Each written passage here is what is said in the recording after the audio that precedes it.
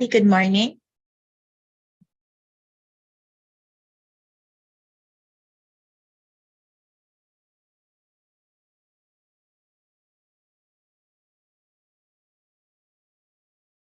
So our lecture for this morning would be instrument and data collection. So we've gone through identifying a problem, hypothesis, objective making,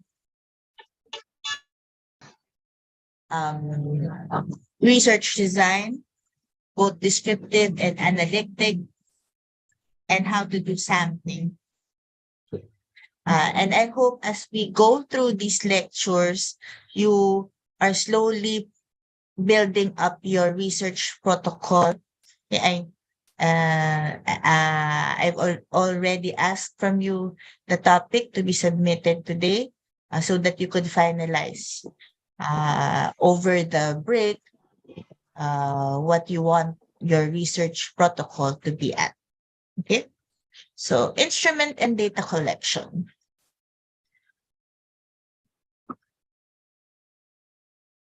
So objectives for this lecture would be to discuss the concepts of errors in data collection.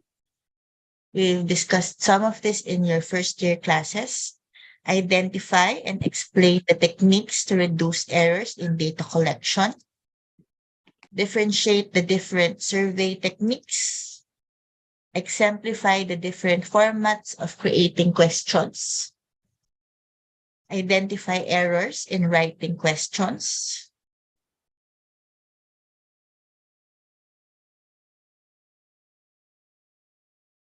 So in life, whether it be research or life in general, it's like garbage in, garbage out. Whatever you put effort you put into it, that is the outcome that you will get.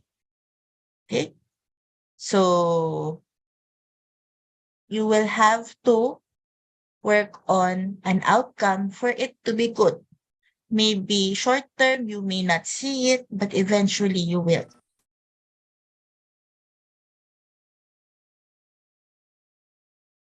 Review. Hey, anyone remember what are the two categories of data? Anyone?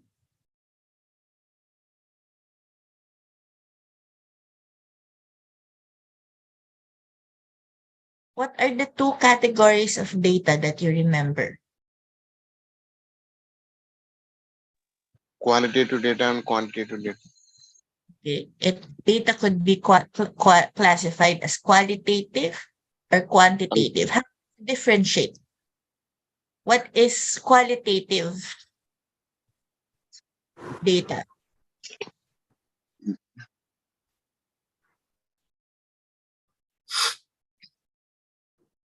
What is qualitative data? Something descriptive. So it could either be nominal or ordinal. Okay. Nominal, there's no ranking. For example, you will just write male or female, etc. If it's ordinal, you say first, second, third, or fourth. Quantitative, you have your numbers, either whole number, which would be your discrete, or continuous, that would include decimal places.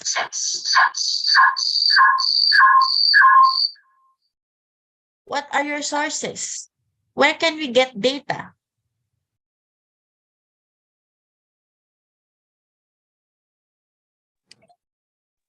Primary and secondary.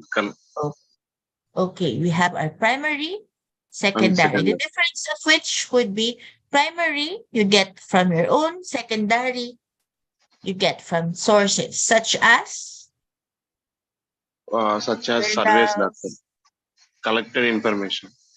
yes, journals, books, etc., etc.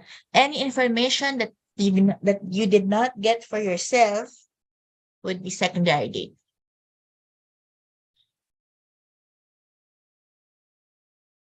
Variations in data collection. Okay. We collect data differently. So could be face-to-face, interview, etc., etc. And these would be your instruments.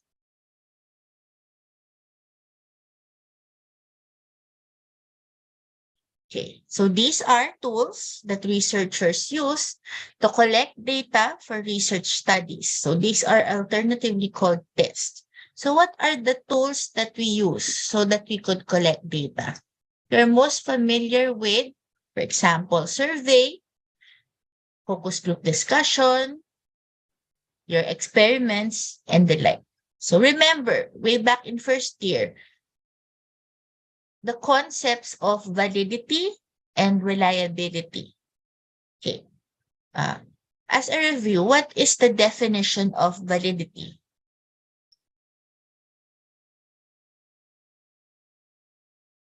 How will you say that your instrument is valid?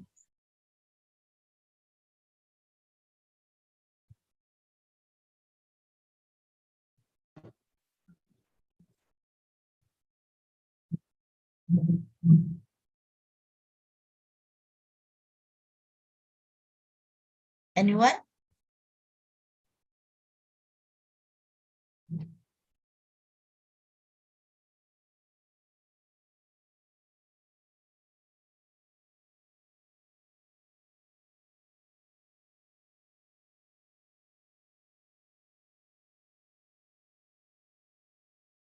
How will you say that an instrument is valid?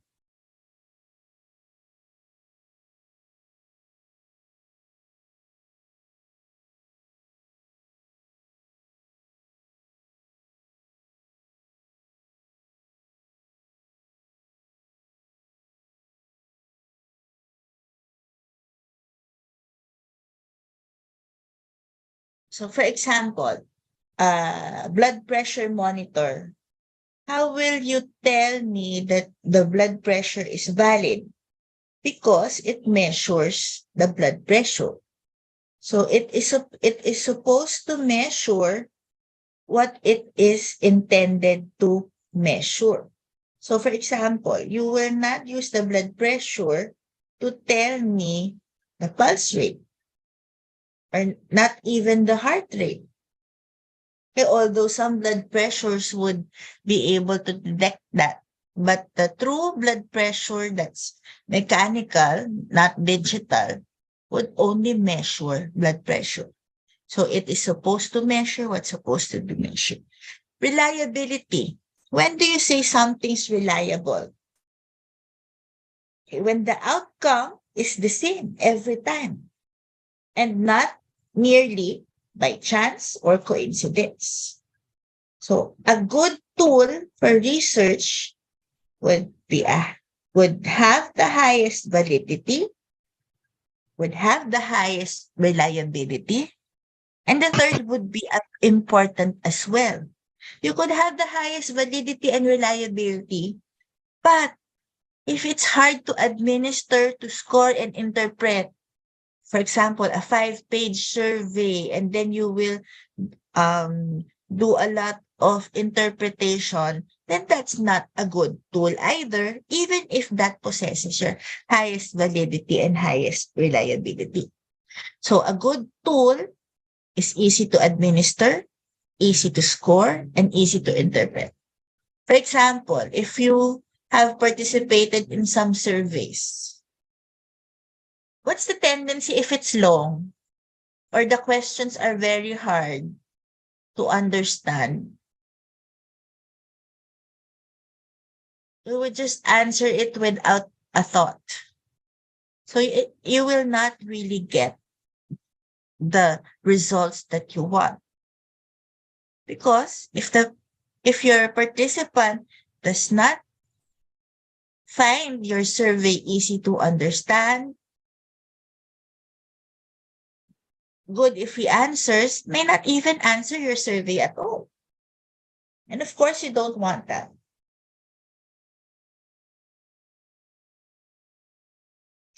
Okay. We encounter again validity and reliability. These are the definitions verbatim.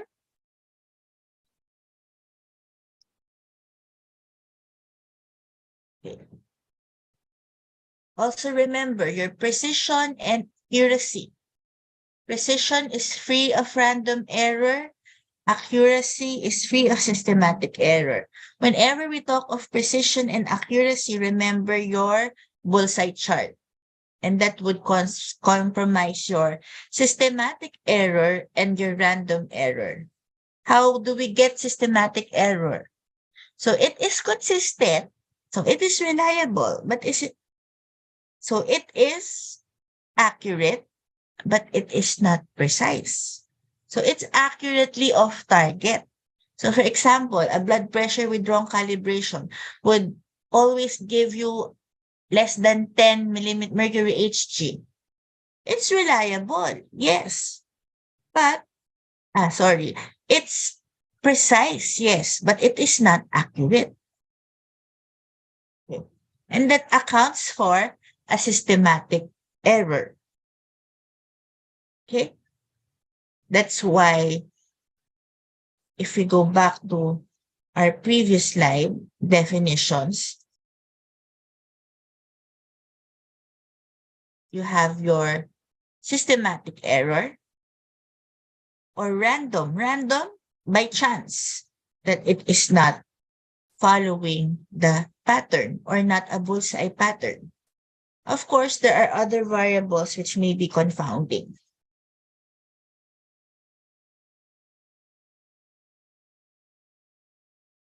Okay, so random errors. So these arise from sampling variability or chance. So it could either inflate or deflate your true measurements. Okay, you've had sampling the lecture before.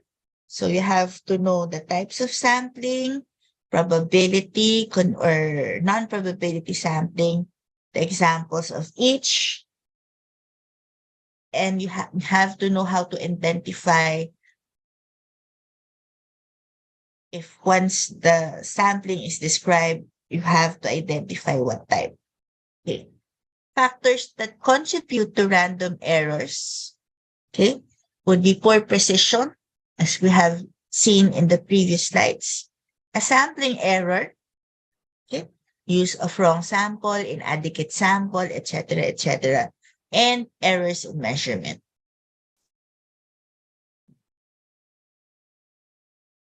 How do we reduce random errors then? Most important would be to increase the sample size. Increases your precision or reliability in measurements. Okay. Of course, for India, you get almost a bit more than a billion population. If you sample 500,000 or 100,000 people, that's not representative and there could be error.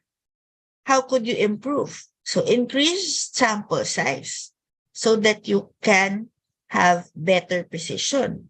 Of course, we do sampling for the very reason that we cannot simply sample the whole population. Well and good if it's just a few.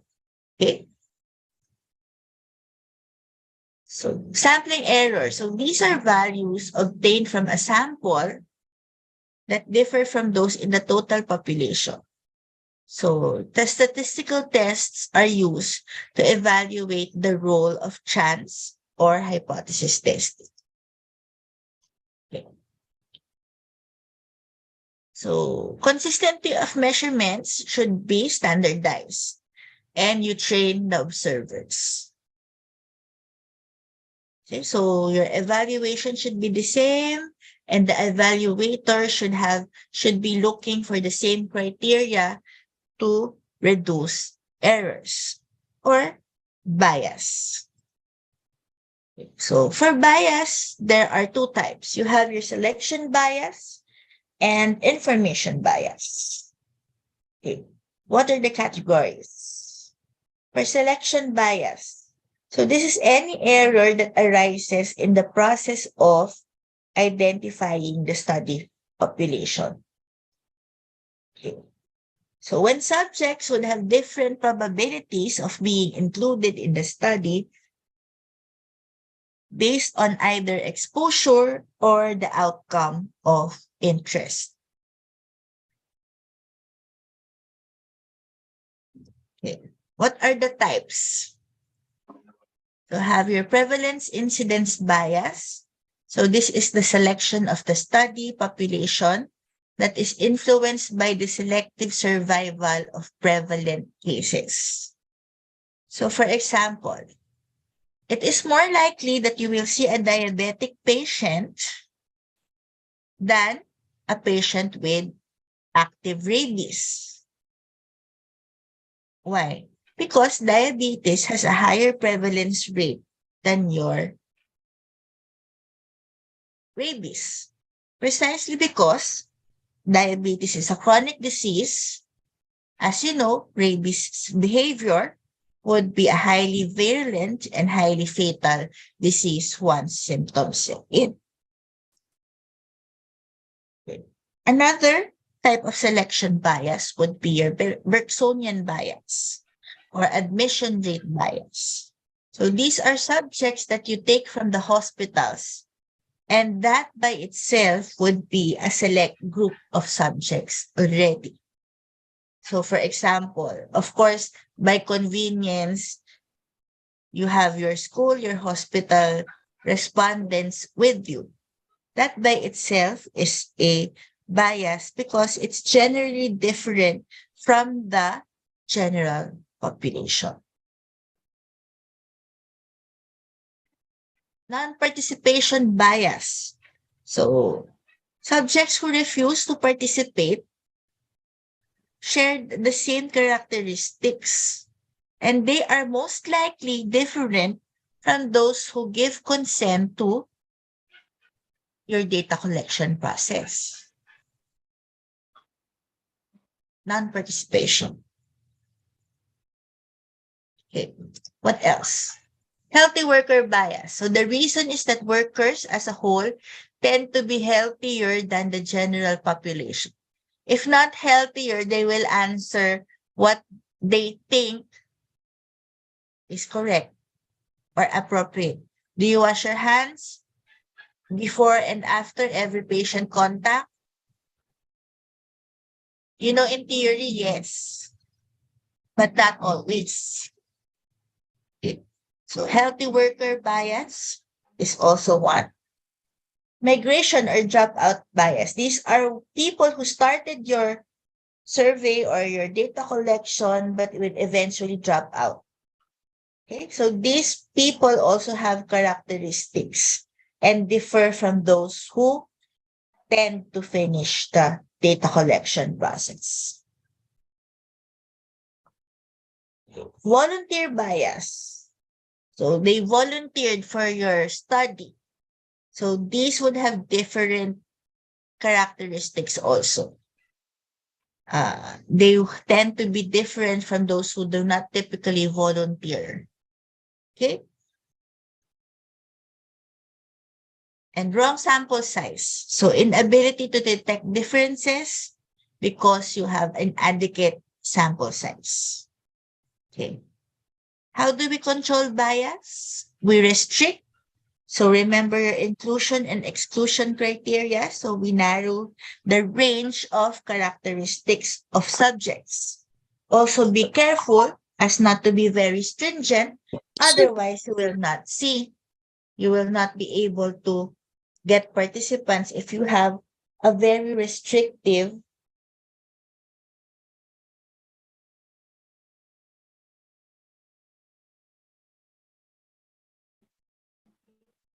inclusion and exclusion criteria.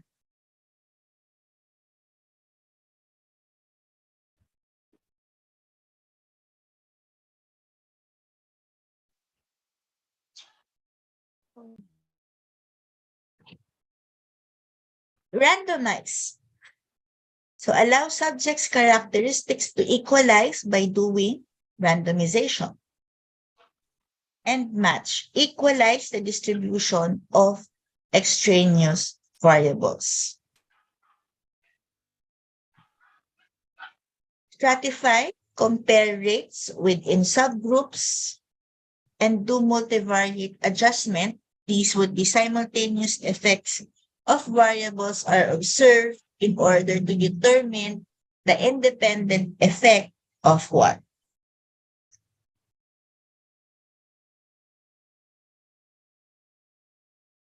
Okay. So we're done with selection bias.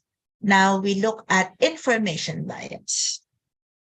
So this is bias that results from errors committed during measurement of exposure factors or outcomes, which leads to misclassification of subjects in one or more variables. So this results to a distortion of the estimate of effect. So this is wrong strength of association. So what are the types of information bias? Okay. You have your interviewer bias. So this is a systematic difference in soliciting, recording, interpreting of information from subjects. So even though we try to standardize things, for example, interview, you enter medical school, you have different interviewers. We follow a certain set of questions, but we have different ways to ask the question, interpret the question, and as we evaluate the interviewee, because all of us would have a bias at one point or another because we are different individuals. Abstractor bias. So this would be probing more thoroughly among known cases compared to the controls. So of course, if you are more familiar with this case, you tend to probe thoroughly among that case compared to the other information that you get. For example, as an OBGYN, and you will present different cases, one medicine case, ortho case, OBGYN. Of course, I will probe more on your OBGYN presentation because I am more familiar with the case and I could probe more because I know more. Recall bias, more likely to recall events related to illness than controls because there's something to be remembered. Sometimes it's easier to recall patients who have problems. For example, if it's an OB normal patient or a OB normal respondent, you will not remember. But if this patient has complications, has ACRETA, has Previa, you will recall that certain individual. So that would be another recall bias. Prevarication lying bias. So these are false responses from subjects. So of course, you will get information bias because you are not getting what you want to get. For example, Hawthorne effect. What is Hawthorne effect? If you know that you are being observed, what's the tendency? You do what is correct. For example, you know that someone's observing you at the outpatient. So you follow proper hand washing, follow all antiseptic and septic techniques. But if there would be no observer and you will be on your own, there could be a chance that you will not do those steps. But because someone's observing, you do the correct steps. So that would be why there could be prevarication bias. Okay. Same with selection bias, we have techniques to reduce your information bias. Okay, that's why the highest form of your research would be to blind, double blind, the interviewer and the participants do not know what arm they were assigned to. So, could you mute?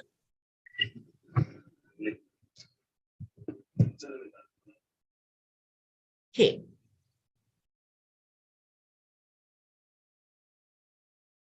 Standardized training of observers. So you have a certain set of questions, even if you have different observers. Standardize your data collection tools. So you have one survey for everyone. And you have pre-tested questionnaires which are adequately formulated.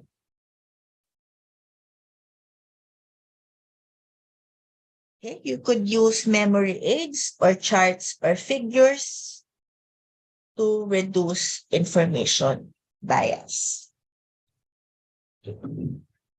Another problem in data collection would be your confounding variables. If you're not careful, your confounding information may adversely affect your data. So this distorts the estimate of effect in analytic studies, which is due to the influence of an extraneous factor or a confounder. And the crude and adjusted measures of effect would not be equal. Okay. What are the characteristics of a confounder? So it is neither the independent or the dependent variable under study, but it's also a risk factor for a disease outcome. Okay, so it is not an intermediate step in the causal path between exposure and disease, and the association is there for both your independent and dependent variables.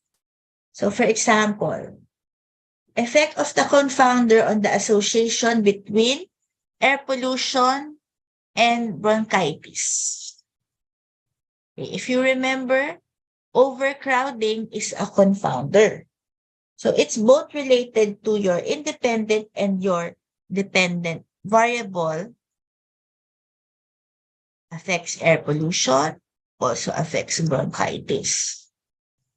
And what would that affect? It distorts the true value or degree of association. So to generate a positive association, when there is no fact, no association, or vice versa. There's negative association when there is fact. There is association. So it could be either positive or negative confounding. So it's either you overestimate or underestimate the strength of association due to a confounder. Okay.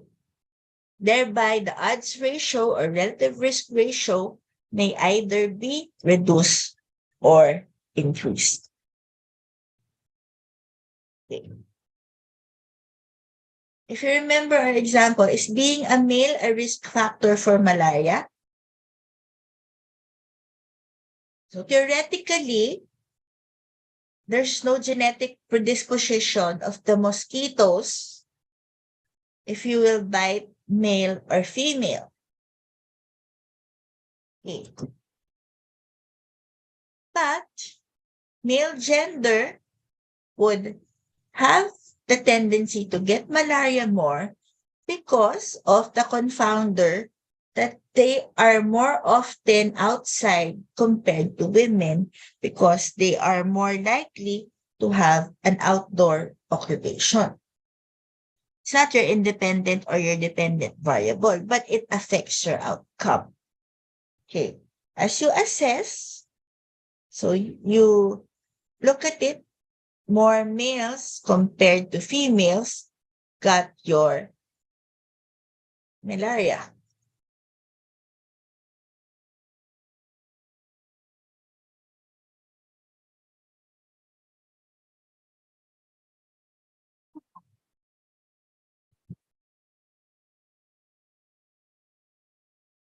So for outdoor, your odds ratio would be 1.06 with compared to a lower odds ratio of 1. Okay. How do you get your odds ratio?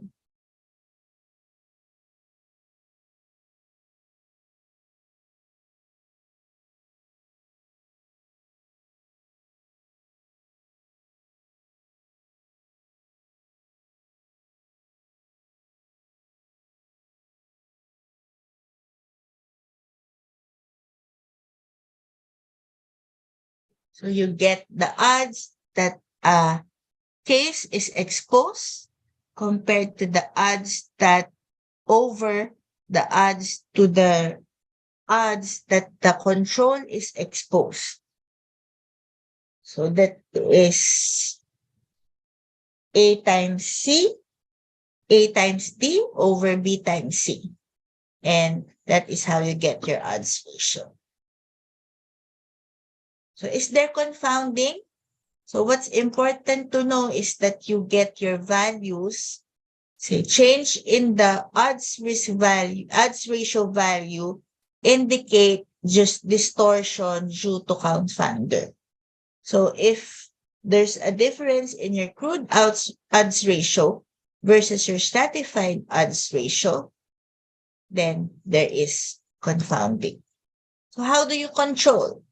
So in confounding, you also control by randomizing, restricting, matching, do stratified analysis, do multivariate analysis. So this is similar to your selection bias methods. So the 1 to 3 are preventive strategies from the planning stage. Okay. So this is important. Internal validity and external validity. So if you have errors, such as what we have mentioned before, it will affect the internal validity and external validity of your research study. Okay? And this would be internal, would refer to the soundness of the methods utilized in the selection of the study subjects and the lack of error in measurement of exposure, outcome, and the association between variables under investigation.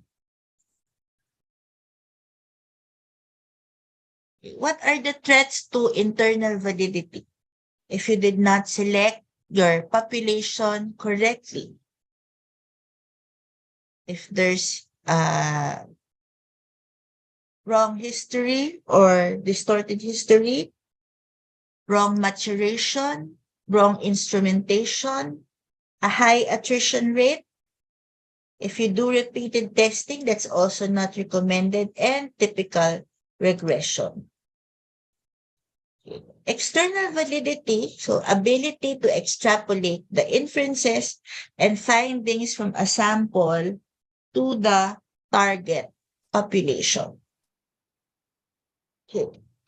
So that is the ability of the study to generalize beyond a set of observations to some universal statement. So internal validity is a prerequisite for you to have external validity. Okay. What are the threats? So you have your pretest effect. Okay. You cannot do your pretest to the same person that you ask the pretest to do. If they will be seeing the questionnaire the second time, it will not be valid. Multiple treatment effect, if there are a lot of variables that you are looking at, may not be valid. Treatment diffusion, if the time lapse is so great. Experimenter effect.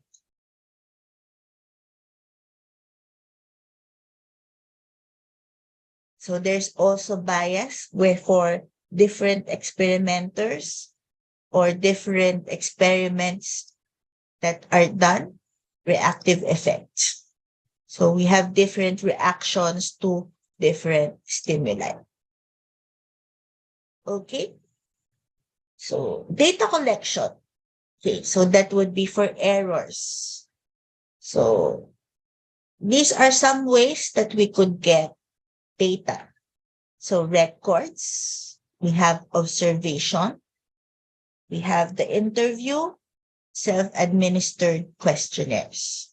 Okay. So in your research protocol, you could choose these different tools. So you could either do a survey. So it could either be self-administered. Now, because we don't want face-to-face, we have your Google Forms, email. Before, it was just snail mail. You drop off or pick up your survey. You either group administer or self or individual administer. You do a phone call and then mail, or you just do a phone call to do the interview. Or, as I've mentioned, it could be web-based. Okay. So some interviews could either be telephone, could be personal, or focus group discussions. Okay. As I've mentioned, you do observation. I've already explained the Hawthorne effect.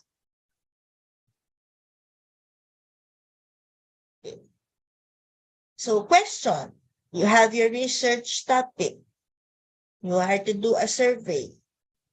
Question is, will you use an existing instrument or develop your own? First question, does an instrument exist? Before you ask the question if you can use it. Then you assess, is it reliable or valid? Is it usable? Why, whether it's according to time or the cost. Is it applicable to your own population?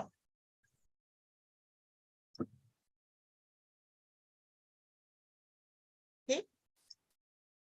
Are directions clear and concise? Easy to score? Remember, you have your data collection tool should be easy to administer.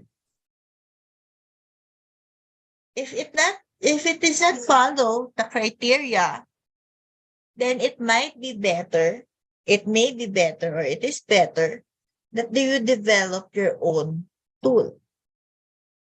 Because if you develop your own tool, you at least you can ensure that it's reliable, valid, usable, clear, and easy to score in your own population. Okay. The questions. So before you design a data collection tool, you must have a clear answer to the following questions. What are you trying to show with your study? What's the hypothesis? What are your objectives? And what data will you need to form your conclusions? This is important because one of the pitfalls of data collection would be information overload. You're getting more data than you need. And at the end, you will just throw away all the information that you did a survey on, did an interview on, and that would be a waste of time and resources.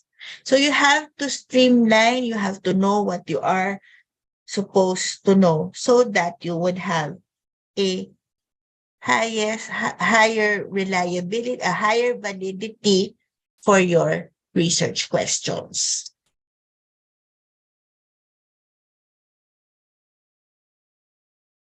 Okay. As I've mentioned, it's a balancing act because it's time consuming. It's not enough to say, collect only the data that you will need.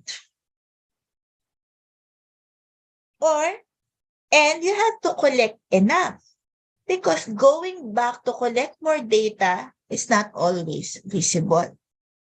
So collect all the data that you need for each case, but do not over-collect. Collect only what you need. Okay. So make your data collection simple. So you just ask your respondent to either circle or check. So this would have different reasons.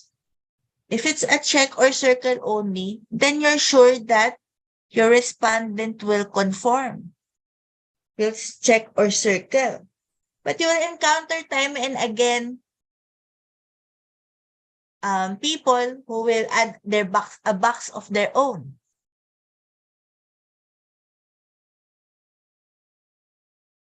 Okay? Or you just include others or others specified. Or include all possible selections so that they would not have to answer that other or other specified. How many choices can the respondent choose? Could be all, most pertinent, most severe. It will depend on what data you need. So what are the type of interviews? So it can be structured, semi-structured. Okay. It could be open-ended questions. So respondent is asked to provide his or her own answer to the question. Closed-ended, asked to select an answer from among a list provided by the researcher. So your open-ended question is the why, explain. Closed-ended questions is usually which of the following, and then you just answer. Okay. And we go back, bias refers to any property of questions that encourages respondents to answer in a particular way. Okay, so sometimes if you're not careful, your questions may have bias loaded in it. So it's a ring-through statement or hard to disagree with statements or leading questions. For example, I don't know if you're being approached by people who are selling insurance or time value investments in, for example, in SM Center. Okay, what do they usually say? Do you want to get rich while still spending time with your family? Or for health insurance? Do you want to earn money even if you are already sick or even if you get incapacitated for a certain period? Hard to say no to those questions. Do you want to be happy? Do you want to spend time with your family? Etc., etc. Hard to disagree with statements, bias, and loaded questions. Okay. So what are the usual information that we look for? Demography, as you have seen in our first year lectures, is a field by itself. So just looking, for example, for COVID, just looking at the characteristic of the people affected by COVID is a research by itself. That's why for the past 2 years, there's been a research boom because an emerging disease such as coronavirus would provide a lot of research opportunities because there's so much to know. And just knowing the demographics of the behavior of coronavirus as it behaves in, for example, in India, in Philippines, etc., etc., those are different. Knowledge, what people know. So these are knowledge, skills, attitudes, test. So this is your favorite also. Knowledge, skills, and perception of a population toward certain disease, toward vaccination, etc., etc.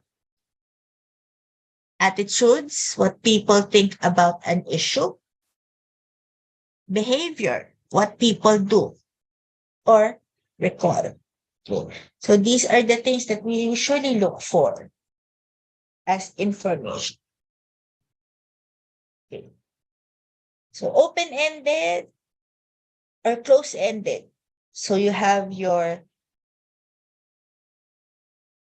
different close-ended questions. Okay, example, for open-ended. So what type of family planning method do you use? So it's up to the respondent to answer. Compared to a close-ended fixed alternative, what type of family planning method do you use? And then you enumerate. Okay. So for example, close-ended, you have fixed. You did not put others. For example, legation is not there and I'm already legated. So the four choices are not applicable to me. So the reason why close-ended, wait, let us skip that. Anyway, let's finish this first. So Likert, so you answer 1, 2, 3, 4, 5 with different degrees of variation.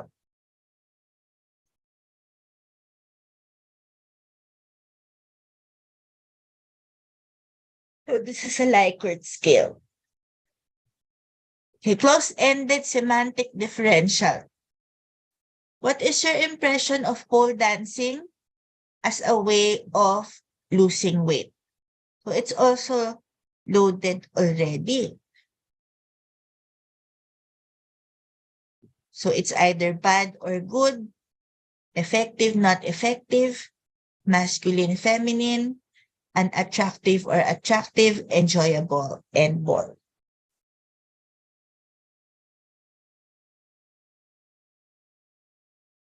So some examples. So this would be close-ended, but you have to rank. So which would ensure sanitation to prevent infection? You have 5, and then you rank like so. 1, 2, 3, 4, 5.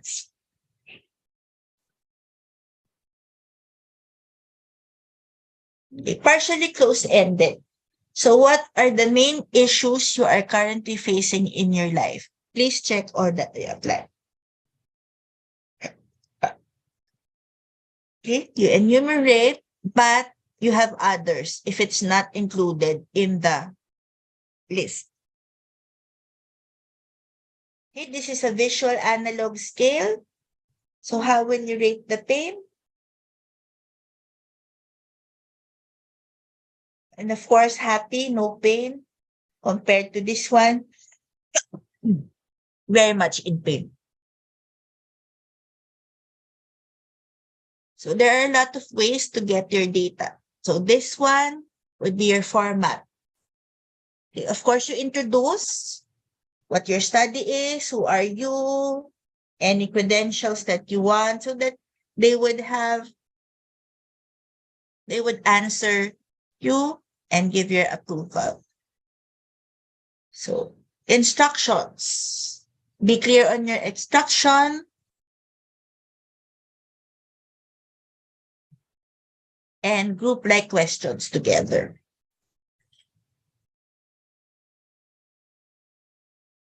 And you have to consider other effects, order, habituation, fatigue, switching between response formats.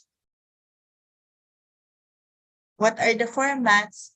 For font, size number, should be easy to read. Generally, we do 11 or 12. Okay. A survey that would be size 8 or 6, especially if you are conducting it to an elder population, would be difficult. Okay. Choose the demographics, just a single section at the beginning or end of the questionnaire. So only use relevant questions. So for example, if it's not important that you ask, for example, income, then don't ask. And leave space for comments. And of course, say thank you. Okay. How do you word? So don't give flight of ideas. One idea per question only. Has to be clear, brief, and simple. It should not be leading. You avoid estimates. Use words that are familiar. No fancy words or jargon, especially in the medical field. We are almost guilty of that always because we feel that our vocabulary is a normal vocabulary. Of course, for the lay people, they might not understand. So that we be clear about meanings of words and avoid negative questions and do an initial or pilot study. Okay. Alternatives must be precisely mutually exclusive responses. Use stages if need be, but give good directions.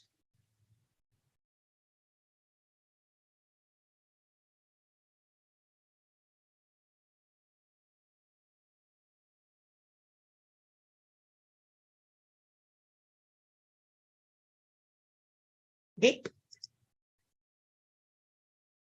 So let us look at these questions. Okay, if you remember. So do you favor raising camper fees for trip programs, but not for other camp programs? So it's better if you make this two questions. Do you favor raising camp fees for trip programs? Or do you, and the next question, do you favor raising camper fees for other programs? Okay, just one thought per question. Okay. Camp encourages character development.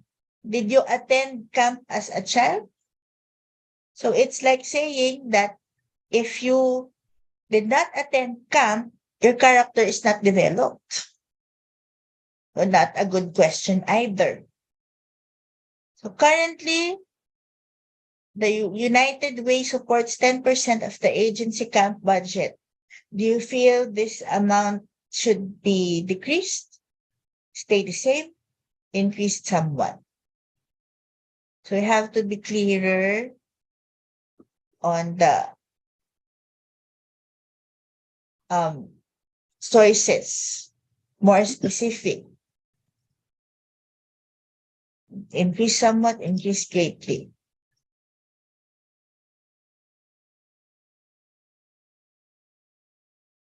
Okay. Eat less and exercise more. Two concepts. Okay, you have to be careful in wording your questions. Are you against a ban on smoking? Did you use etc., when selecting the camp for your child? Okay. So these are some example questions.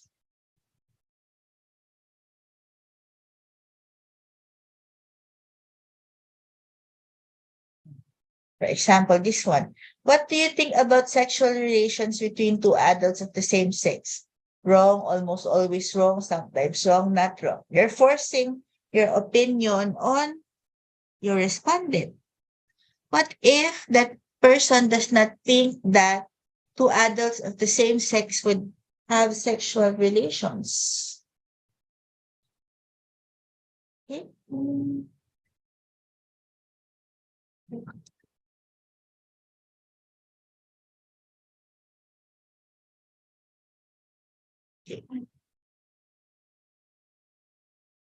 So some questions also.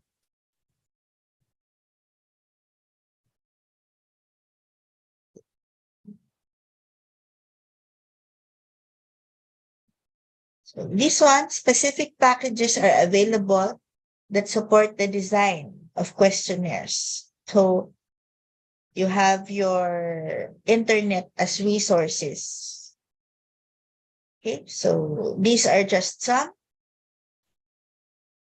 You could easily search the internet for some survey software that could help you in doing your research. If so, again, reminder, acceptable data collection methods should be valid, should be reliable, should be objective, should be practical. So how do you run a pilot survey? You test the questionnaire on a small sample of your subjects first. And what do you need to know? To detect any flaws in your questioning and correct this prior to the main survey. What are the signs of trouble? A lot of don't know or unanswered responses. Did not finish the survey. Too many ambiguous or vague responses. Irrelevant responses, etc. So you enter this in a case report form. So this is where you deposit all your information that you need to collect from a subject in a research. So this is separate from the questionnaire that is constructed. So data from these forms are encoded with the use of data processing software. Some are also available in the internet. Okay. Okay. Of course, your reference.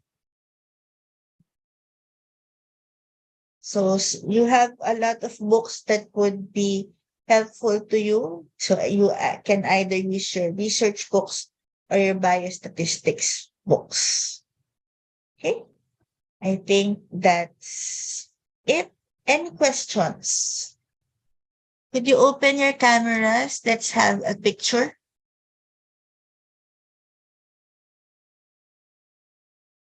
Artie, could you